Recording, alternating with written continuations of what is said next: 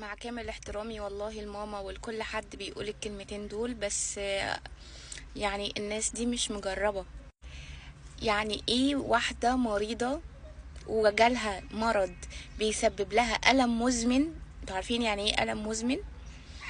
ان هي تنسى المرض.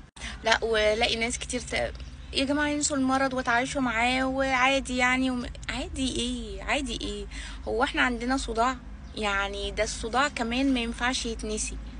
انتوا بتقولوا المرضى عندها مرض مزمن او ألم مزمن في جسمها ينسوه؟ يعني بناء عن ايه؟ ده كفاية بس التيبس الصباحي اللي احنا بنحس بيه اول ما نصحى من النوم. الناس بتصحى كويسة ونشيطة، ويعني يبتدي جسمها يفك واحدة واحدة. احنا ممكن نقعد 3 4 ساعات على ما نبتدي الألم اللي في جسمنا يخف، مش ان جسمنا يفك. احنا بنصحى كأننا واخدين علقة محترمة واحنا نايمين، كأن حد كان عمال بيدب فينا واحنا نايمين. فبنصحى كل حتة قد كده صغيرة في جسمنا بتوجعنا وجع مش عادي. مطلوب مننا ان احنا ننسى.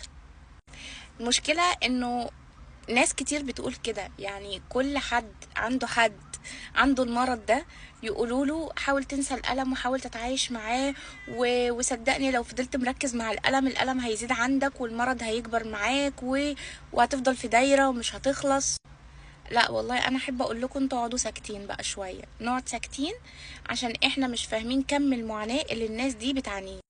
يعني احنا ننسى حاجة احنا مش قادرين نقوم نشوف مهام بيتنا بسببها؟ يعني انا واحدة من الناس ما بقدرش اقوم اشوف اللي ورايا، ما اقدرش اقوم اعمل يعني طبخة، وبالعافية لما بقوم انسى ازاي؟ انسى ازاي وانا كل يوم بأنب ضميري في الحاجات اللي المفروض اعملها ومش عارفة اعملها بسبب المرض ده؟ فالمرض ده انساه ازاي؟